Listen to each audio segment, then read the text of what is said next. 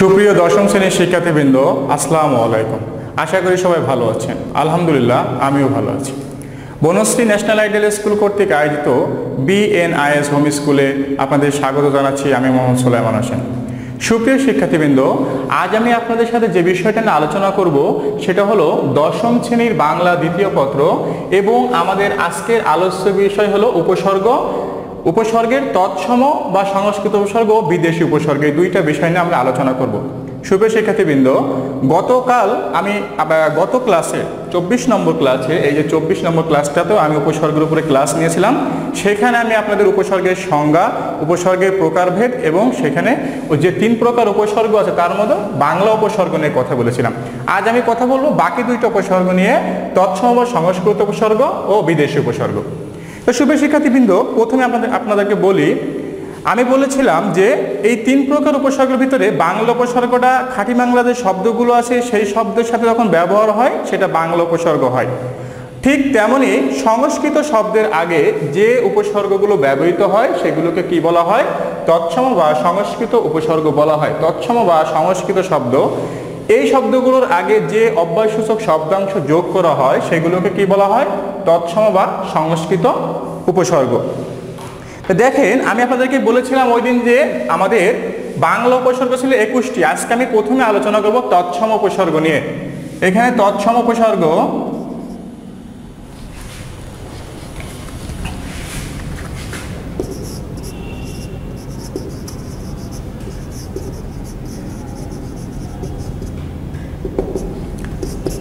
তৎসম উপসর্গ, আমি একটু আগেই বলেছি যে তৎসম উপসর্গ হলো তৎসম শব্দের আগে যে অব্যয়সূচক শব্দাংশ যোগ করা হয় সেগুলোকে কি বলা হয়? তৎসম বা সংস্কৃত উপসর্গ বলা হয়। ঠিক এই তৎসম উপসর্গ আমাদের কতটা? 20টি। এই তৎসম উপসর্গ আমাদের 20টি। আমি এখন আপনাদের এই 20টা উপসর্গ লিখে আপনাদেরকে দেখাবো।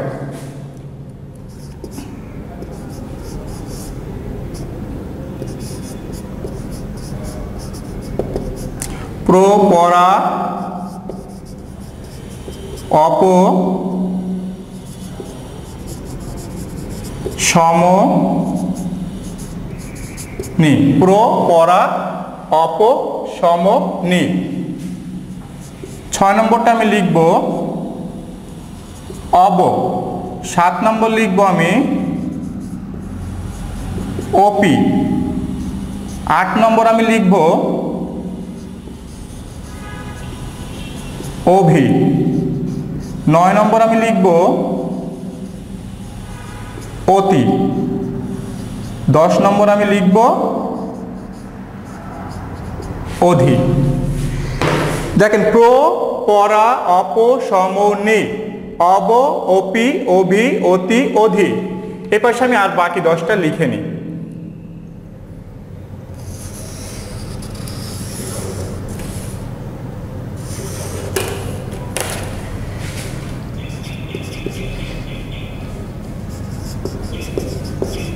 অনু,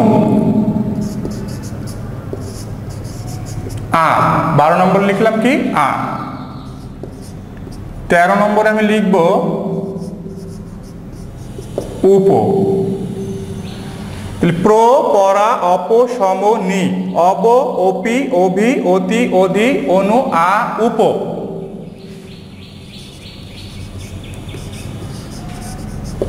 নির, দু,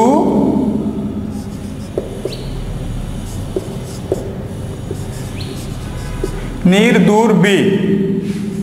17 সু।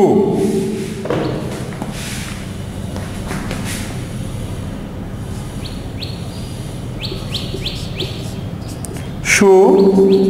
18 উত, 19 পরি। 20 নম্বরটা আমি লিখলাম কি?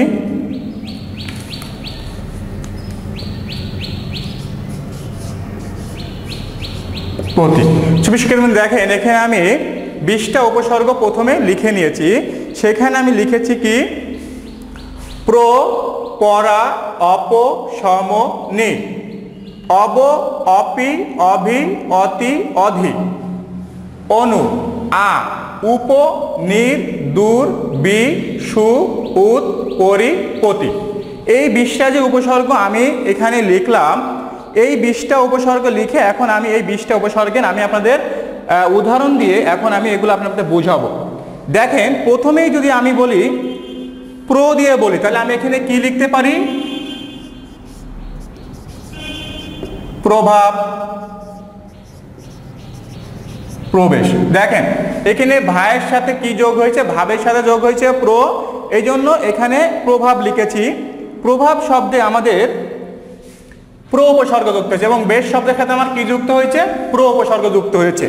প্রথমে আপনার প্রভাবের সাথে আমার যে প্র উপসর্গটা যুক্ত হয়েছে, এটা আমার এখানে সাম্যক অর্থ প্রকাশ করেছে এবং প্রবেশ যে অর্থ, এটা আমার গতি অর্থ প্রকাশ করেছে। এরপরে দেখেন সুপ্রিয় শিক্ষার্থীবৃন্দ, আমাদের আছে পরা, আমরা লিখতে পারি পরাজয়।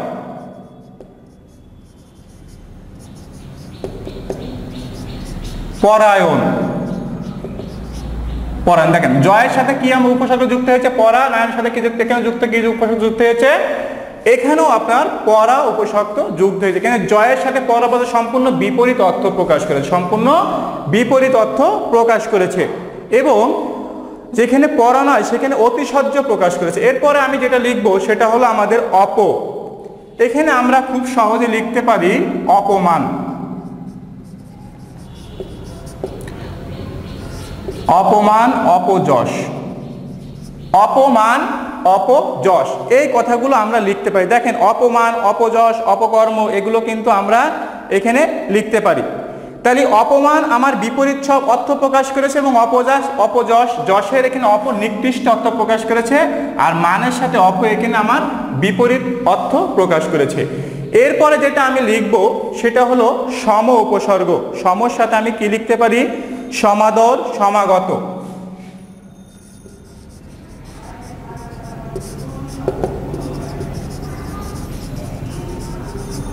গতের সাথে সম উপসর্গ যুক্ত হয়েছে এবং আদরের সাথে সম উপসর্গ যুক্ত হয়েছে। দেখেন এখানে সম উপসর্গ যে যুক্ত হয়েছে, এখানে সমাদরের সাথে সাম্যক রূপ প্রকাশ করেছে এবং সমাগতর সাথে আপনার এখানে সম্মুখে, সমাগত অর্থ সম্মুখে প্রকাশ করেছে, এখানে সাম্যক রূপ প্রকাশ করেছে। এরপরে যেটা আমরা লিখব তাহলে সেটা হলো কি? সেই উপসর্গটা 5 নম্বর উপসর্গ হলো নি। তাহলে নিতে আমরা কি লিখতে পারি? নি উপসর্গ দিয়ে নিবারণ লিখতে পারি, নিবৃত্তি লিখতে পারি। তাহলে আমরা লিখলাম নিবারণ।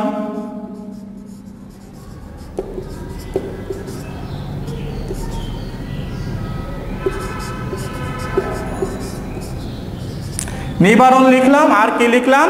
নিবৃত্তি লিখলাম। নিবারণ লিখেছি এবং নিবৃত্তি লিখেছি। নিবৃত্তি আমাদের নিষেধ অর্থে প্রকাশ করেছে এবং আমাদের নিবারণ এই শব্দটা আমাদের নিশ্চয় প্রকাশ করে। নিবারণে এখানে নিশ্চয় প্রকাশ করে, নিশ্চয় প্রকাশ করেছে। এরপরে যে উপসর্গটা আছে সেটা দেখেন অবজ্ঞা। অব দিয়ে আমরা বলতে পারি কি? অবজ্ঞা, অবমাননা, অবরোধ, এগুলো লিখতে পারি। আমরা লিখলাম কি এখানে? অবরোধ, অবরোধ, অবমাননা, অবমাননা। এখানে দেখেন এই দুই জায়গায় কি শব্দ প্রকাশ, কি উপসর্গ ব্যবহার করেছি আমরা? রোধের সাথে আমরা উপসর্গ যুক্ত করেছি, মাননার সাথে আমরা কি যুক্ত করেছি? আমরা উপসর্গ যুক্ত করেছি। এরপরে আমরা কি লিখব? অপি। অপি উপসর্গ দিয়ে আমরা এখানে লিখতে পারি অপিনিহিত।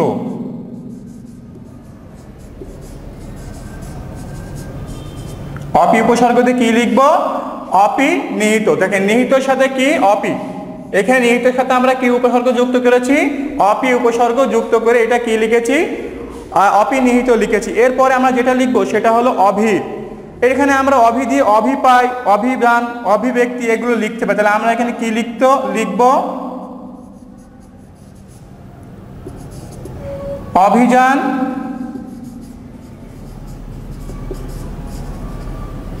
অভিব্যক্তি, এটা এখন অতি দিয়ে আমরা কি লিখতে পারি? দেখেন ওখানে এই দুই জায়গায় কি যুক্ত হয়েছে? অভিযানে, এখানে অভিযান, অভি উপসর্গ হচ্ছে, এখানেও ব্যক্তির সাথে কি উপসর্গ যুক্ত হয়েছে?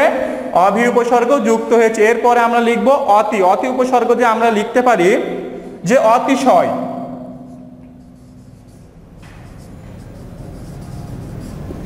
অতিকায়,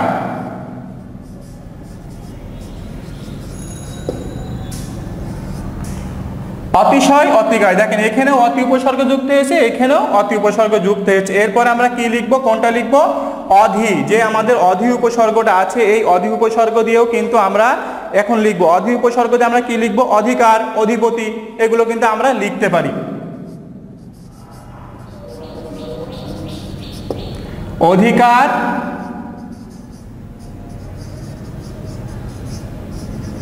অধিপতি।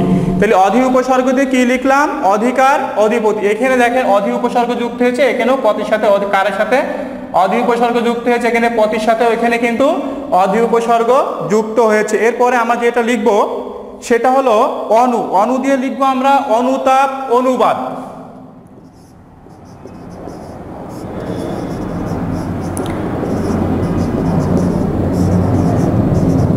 অনুতাপ, অনুবাদ। দেখেন এখানে তাপের সাথেও কি উপসর্গ যুক্ত হয়েছে, বাদের সাথে অনুযুক্ত হয়েছে, এবং তাপের সাথেও কি উপসর্গ যুক্ত হয়েছে, অনু উপসর্গ যুক্ত হয়েছে।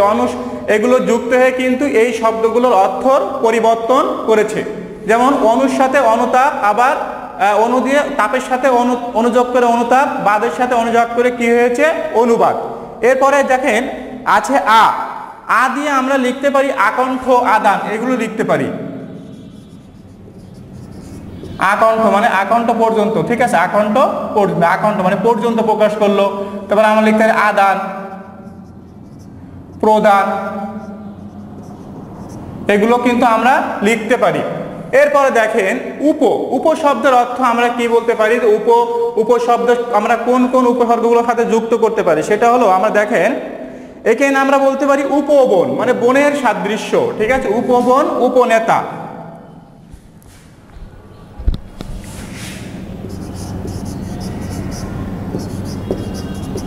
উপবন নেতা মানে নেতা, ছোট যে নেতা, নেতার চেয়ে যে ছোট সেটা হলো উপনেতা। আর উপবন বনের সাদৃশ্য, এখানে নেতার সাথে উপযোগ হয়েছে, আর এখানে বনের সাথেও আমার কি যুক্ত হয়েছে, উপসর্গ যোগ হয়েছে। এরপরে দেখেন আমি যেটা লিখবো সেটা হলো আমি লিখতে পারি নীরব, নির্ভর, এগুলোও কিন্তু আমার এই উপসর্গের সাথে আমি যুক্ত করতে পারি। নীরব, নির্ভর। রবের সাথে আমার কি উপসর্গ, এখানে আমি কি উপসর্গ যুক্ত করেছি, নির উপসর্গ যুক্ত করেছি, এখানেও আমি নির্যোগ নির্ভর, তাহলে এখানেও আমি কি উপসর্গ যুক্ত করেছি, নির উপসর্গ যুক্ত করেছি। এরপরে দেখেন 16 নম্বরে যেটা আছে সেটা হলো আমাদের দূর। তাহলে দূর দিয়ে আমরা কি লিখতে পারি, দুর্লভ, দুর্নাম।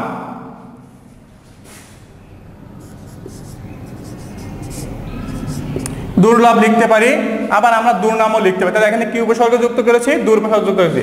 এরপরে দেখেন যে বি যে উপসর্গটা আছে সেই উপসর্গ আমরা কোথায় কোথায় কোন কোন শব্দের সাথে আমরা যুক্ত করতে পারি সেটা দেখেন। আমরা এখানে আমরা বিচরণ, বিফল, বিচরণ, বিফল, এইগুলো আমরা কিন্তু লিখতে পারি।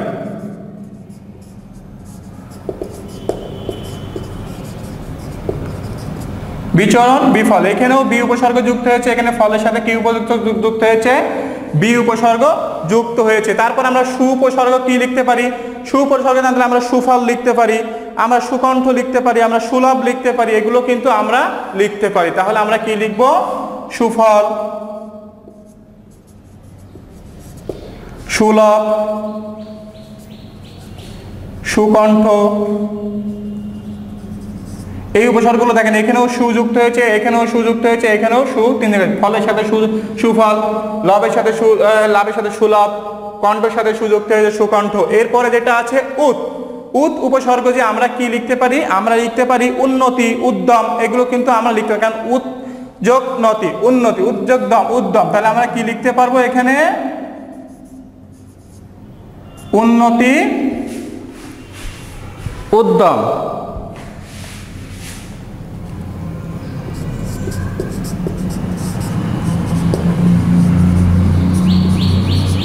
উন্নতি, উদ্যম, এখানে দুই জায়গায় কিন্তু উপসর্গ আমাদের যুক্ত হয়েছে। এরপরে আমাদের যে উপসর্গটা আছে 19 নম্বরে আমি যেটা লিখেছি সেটা হলো আপনার পরি। তাহলে আমরা বলতে পারি পরিশেষ, পরিবর্তন, শেষের সাথে আমরা কি যুক্ত করব, পরিশেষ, পরিবর্তন।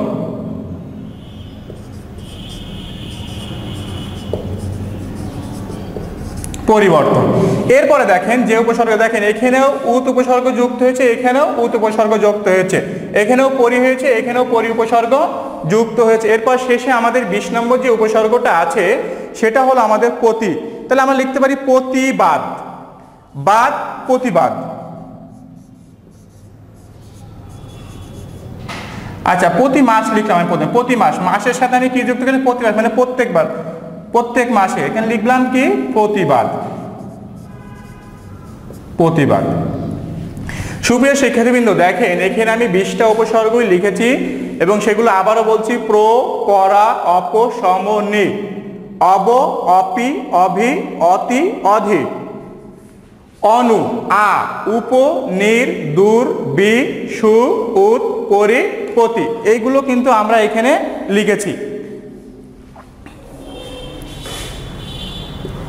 তাহলে এখন আমরা এই উপসর্গগুলো দেখলাম যে সবগুলোর আমি 2টা করে উদাহরণ আমি আপনাদের এখানে দিয়েছি। দেখেন এখন আমরা এখানে শিখেছি, গতকাল আমরা গত ক্লাসে শিখেছি বাংলা উপসর্গ, আর আজকে এখন লিখলাম তৎসম উপসর্গ। এখন দেখেন আমাদের আরেকটা উপসর্গ আছে, আমি এটা মুছে দিলাম, আপনারা ভালোভাবে দেখবেন। আরেকটা উপসর্গ আছে, সেই উপসর্গটার নাম হলো বিদেশি উপসর্গ। এই বিদেশি উপসর্গ কাকে বলে? দেখেন বাংলা ভাষায় অনেক শব্দ আছে যেগুলো আরবি, ফার্সি, আপনার যেটা আছে ইংরেজি, উর্দু, হিন্দি, বিভিন্ন ভাষা থেকে আমাদের এসেছে, কিন্তু সেই শব্দগুলো বাংলা ভাষায় ব্যবহৃত হতে হতে সেগুলো কিন্তু এখন বাংলা ভাষার শব্দ হিসেবেই গণ্য হয়। এই শব্দগুলোর সাথে ঠিক এরকম যে বিদেশি শব্দগুলো আছে সেই শব্দগুলোর সাথে যে উপসর্গগুলো আপনার ব্যবহার হয় সেগুলোকে বলা হয় আপনার বিদেশি উপসর্গ।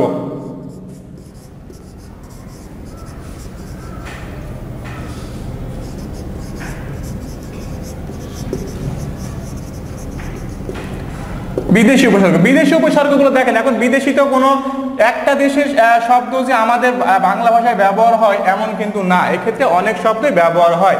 সেক্ষেত্রে আমরা কিছু কিছু আমরা উপসর্গ যেগুলো আমাদের বইয়ে আছে সেগুলো নিয়ে আমি কিন্তু এখন আলোচনা করব। এখানে আমার আলোচনা করার যে প্রথমে আমি যেটা নিয়ে আলোচনা করব সেটা হলো ফার্সি উপসর্গ। সেটা হলো কি? 1 নম্বরে আমি কি নিয়ে আলোচনা করব?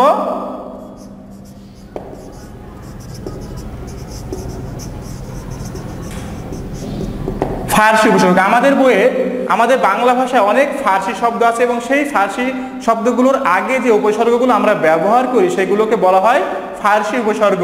এই ফার্সি উপসর্গ আমাদের যে বই আছে, নবম দশম শ্রেণীর যে বই, এখানে 10টা উপসর্গ দেওয়া আছে। সেই 10টা উপসর্গ নিয়ে আপাতত আমি আপনাদের সাথে আজকে আলোচনা করব। দেখেন এখানে প্রথম আছে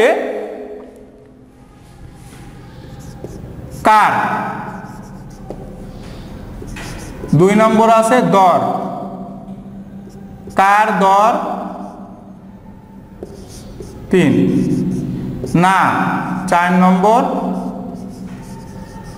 নিম, 5 নম্বর আছে ফি। কার, দর, না, নিম, ফি। ব, বে, বর, বদ, কম। দেখেন সুপ্রিয় শিক্ষার্থীবৃন্দ, এখানে আমাদের 10টা উপসর্গ আছে, সেগুলো হলো কার, দর, না, নিম, ফি, বদ, বর, বে, ব, কম।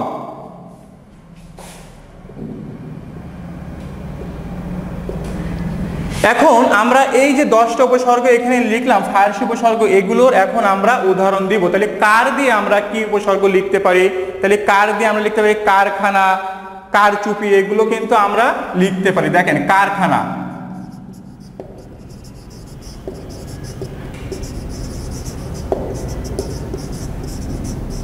কারখানা, কারচুপি। তাহলে কার, এখানেও কার যুক্ত হয়েছে, এখানেও কার যুক্ত হয়েছে। এই যে কার উপসর্গতে আমরা কি লিখলাম? কারখানা, কারচুপি। এরপরে আমরা দর দিয়ে লিখবো। এগুলো দেখেন কারখানা, কারচুপি, এগুলো কি অর্থে ব্যবহার হয়েছে? কাজ অর্থে কিন্তু এখানে ব্যবহার হয়েছে। এরপরে যেটা আছে সেটা দর। এখন আছে দরপত্তনি,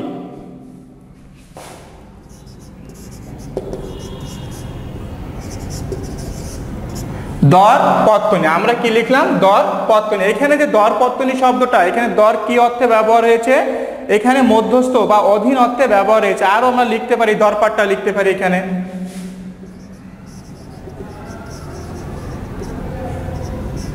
দরপাট্টা, দেখেন এই দুই জায়গায় কি উপসর্গ ব্যবহৃত হয়েছে, আমাদের দর উপসর্গ ব্যবহৃত হয়েছে। এরপরে যে উপসর্গটা আছে ফার্সি উপসর্গ, সেটা হলো না।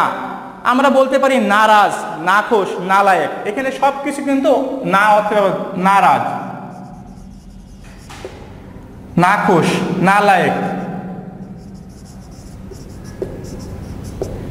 এগুলো সব না অর্থে ব্যবহার হয়েছে। এরপরে যে আপনার উপসর্গটা আছে সেটা হলো নিম। এখানে নিম উপসর্গ আধা, মানে আপনি পুরোটা না আধা, যেমন নিমরাজি, নিমখুন, এখানে কি হবে নিমরাজি, পুরোপুরি রাজি না আপনি, অল্প রাজি, নিমখুন, এখানে নিম ব্যবহার হয়েছে, এখানেও নিম। এরপর আছে ফি। ফি উপসর্গ দিয়ে আমরা কি লিখব, ফি উপসর্গ দিয়ে আমরা লিখব ফি রোজ, ফি বছর, ফি মাস, এগুলো আমরা লিখতে পারি।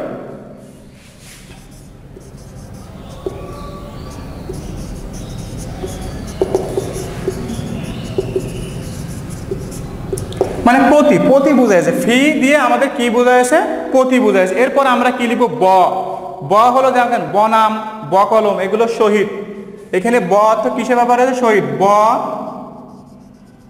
বনাম, বকলম।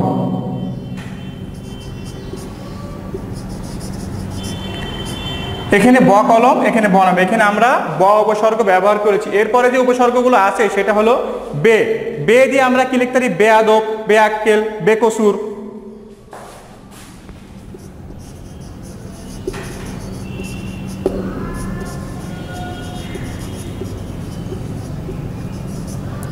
এখানে কি লিখেছি, বেয়াদব লিখেছি, বেআক্কেল লিখেছি। এরপরে আমরা কি কোনটা লিখবো, এরপরে বর, বরখাস্ত, বরদাস্ত।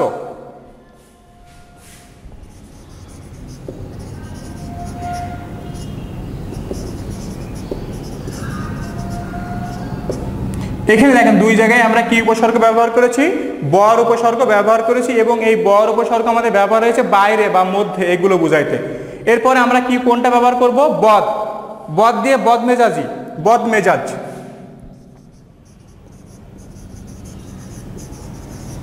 বদমেজাজ, বদরাগ, বদমেজাজ, বদরাগ। এখানে যে বদমেজাজ, বদরাগ আমরা ব্যবহার করলাম, এই বদমেজাজ, বদরাগী, এগুলো আমরা ব্যবহার করেছি মন্দ, মন্দ বোঝাতে, মন্দ বোঝাতে আমরা এটা ব্যবহার করেছি, বদরাগী আর হলো বদমেজাজ। ঠিক আছে। এরপরে আমার যে উপসর্গটা শেষে একেবারে আমি লিখেছি 10 নম্বরে, সেটা হলো কম। কম দিয়ে কি বোঝায়, স্বল্প বোঝায়, যেমন কমজোর, কমজোর মানে তার শরীরে জোর কম, কম। তা দেখেন এখানে 10টা উপসর্গ আপনারা দেখে নেন, এটা লিখেছি কার, দর, না, নিম, ফি, ব, বে, বর, বদ, কম। এই 10টা উপসর্গ আপনারা একটু পড়বেন, কার, দর, না, নিম, ফি, ব, বে, বর, বদ, বম। এই যে 10টা উপসর্গ এখানে লিখলাম, এগুলো কি ছিল, আমার ফার্সি উপসর্গ। এরপরে আমি যে উপসর্গটা লিখব, সেই উপসর্গগুলো হলো আপনার আরবি উপসর্গ। আমাদের বাংলা ভাষায় বহু আরবি শব্দ আছে, এবং এই আরবি শব্দগুলোর আগে যে অব্যয়সূচক যে শব্দাংশগুলো ব্যবহার হয়, সেগুলোকে আমার কি বলা হয়, আরবি উপসর্গ বলা হয়। দেখেন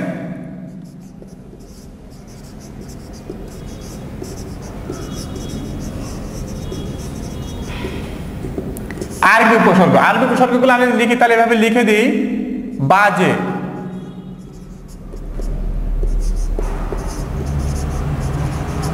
আম,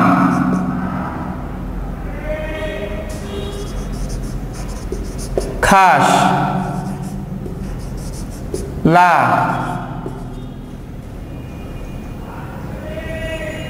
বাজে, আম, খাস, লা, গর। আরো একটা আছে, সেটা আমরা কি লিখতে পারি, খয়ের।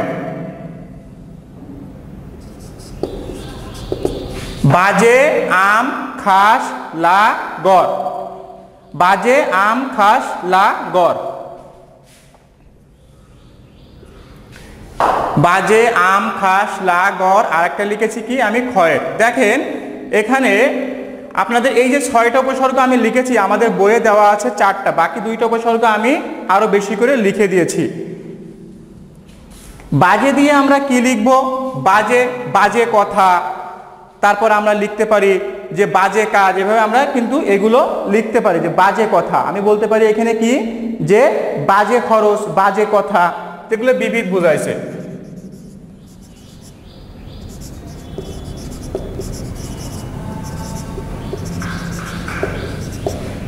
বাজে কথা, বাজে খরচ, এই যে বাজে কথা, বাজে খরচ, এইগুলো লিখলাম। এই বাজে দিয়ে এখানে কি বলেছে? বিবিধ বা অপ্রয়োজনীয় কাজ প্রকাশ করেছে। এরপরে যে উপসর্গটা আছে সেটা হলো আমাদের কি? আম। তাহলে আমরা লিখতে পারি আম দরবার, আম মোক্তার।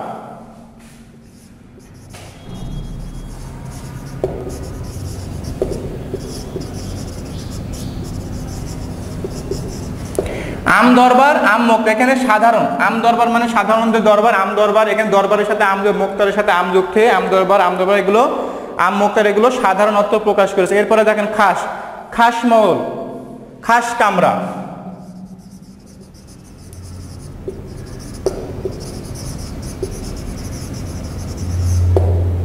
খাস মহল, খাস কামরা, এগুলো দিয়ে আমাদের কি বুঝেছে? বিশেষ। খাস মহল, বিশেষ যে মহলটা সেটা খাস মহল, কামরা যেটা খুব মানে বিশেষ কামরা সেটা হলো খাস কামরা। এরপর আমরা কি লিখবো? লা। লা দিয়ে আমরা কি লিখতে পারি? লাজবাব, লাপাত্তা, যা মানে না।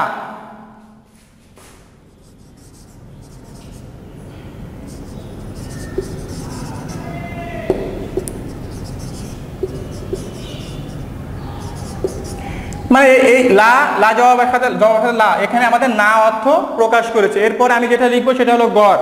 গড় মিল, গড় রাজি, গড় মিল, গড় রাজি, এটা অভাব।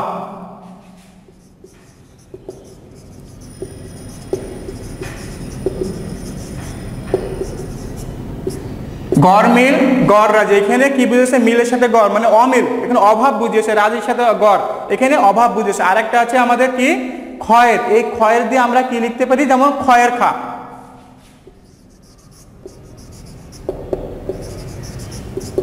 ক্ষয়ের খা। এখানে দেখেন খায়ের সাথে কি যুক্ত হয়েছে? ক্ষয়ের খা। এটা আমরা যখন বাগধারায় ব্যবহার করি তখন এটা আমরা চাটুকারিতা বুঝাই। এটা আমরা এই অর্থটা আমরা কি বুঝাই? চাটুকারিতা বুঝাই। কিন্তু যখন আমরা অন্য জায়গায় সরি তোষামতকারী বা চাটুকারিতা, কিন্তু অন্য জায়গায় কিন্তু মঙ্গলকাঙ্ক্ষী হবে এর উত্তরটা, ক্ষয়ের খা। তাহলে সুপ্রিয় শিক্ষার্থী দেখেন আরবি উপসর্গগুলো বাজে, আম, খাস, লা, গড়, ক্ষয়ের, এই 6টা আরবি উপসর্গ আপনাদের লিখে দিলাম, এটা আপনারা দেখে নেবেন। এরপরে দেখেন আরেকটা বিদেশি উপসর্গ আছে যেটা আমরা সব খুব বেশি কথা বলি সেটাতে, সেটা হলো আমাদের কি? সেটা হলো আমাদের ইংরেজি উপসর্গ। ইংরেজি উপসর্গগুলো দেখেন,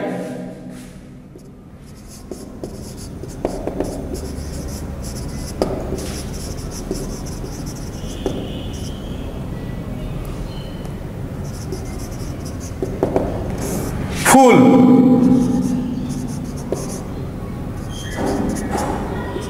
2 হাফ, 3 হেড, 4 নম্বর লিখলাম আমি কি? সাপ। তাহলে যেমন ফুল হাতা, আমি ফুল দিয়ে কি লিখতে পারি? ফুল হাতা। হাফ দিয়ে আমি কি লিখতে পারি? হাফ হাতা। দেখেন ফুল হাতা, হাতা শব্দ তো ফুল যোগ করে এখানে অর্ধেক বুঝিয়েছে, এবং এখানে যেখানে হাফ সেখানে আধা বুঝিয়েছে। ফুল শব্দ অর্থ পূর্ণ, সরি ফুল শব্দের অর্থ পূর্ণ বুঝিয়েছে এখানে, আর হাফ শব্দের অর্থ এখানে আধা বুঝিয়েছে। এরপরে দেখেন হেড, হেড আর সাব আছে।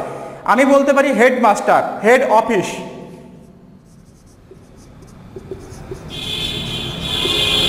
হেড অফিস, এখানে প্রধান বুঝিয়েছে। এবার সাব, সাব অফিস, এই যে ইংরেজি অফিস শব্দের সাথে সাব উপসর্গ যুক্ত হয়েছে, এখানে এই সাব দ্বারা কি বলেছে? অধীন। সাব দ্বারা কি বুঝিয়েছে? অধীন বুঝিয়েছে। তাহলে 3 নম্বরে লিখলাম ইংরেজি উপসর্গ 4টা, ফুল, হাফ, হেড, সাব।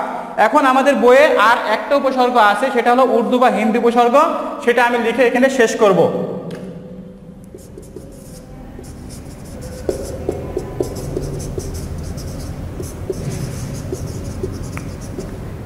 দেখেন উর্দু বা হিন্দি উপসর্গ আমাদের বাংলা ভাষায় কিন্তু ব্যবহার হয়, সেটা এখানে আমি একটা লিখলাম হর। একটা আমি তার উদাহরণ দিলাম কি? হর। এখানে আমি কি? হর রোজ, আমি বলতে পারি হর রোজ, আমি বলতে পারি হর হামিনা, আমি বলতে পারি হর কিসিম, আমি হর হামেশা, এগুলো লিখতে পারি। তাহলে আমি লিখলাম কি? হর রোজ।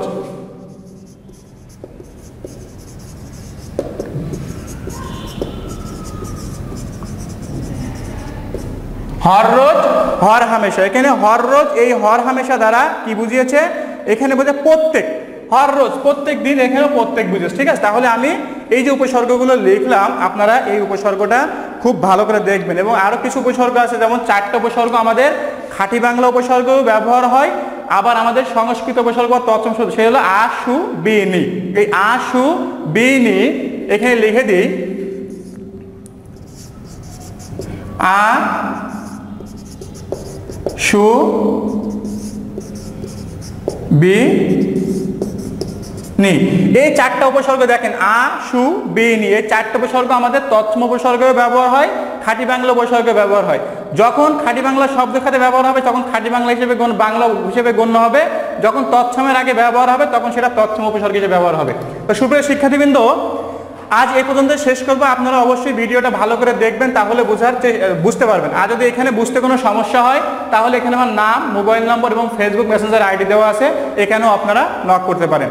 তো সুপ্রিয় শিক্ষার্থীবৃন্দ, আশা করি আবার অন্য কোনো ক্লাসে দেখা হবে। সেই পর্যন্ত সবাই ভালো থাকবেন, সুস্থ থাকবেন, এই প্রত্যাশায় আজকের মতন এখানে শেষ করছি। আল্লাহ হাফেজ।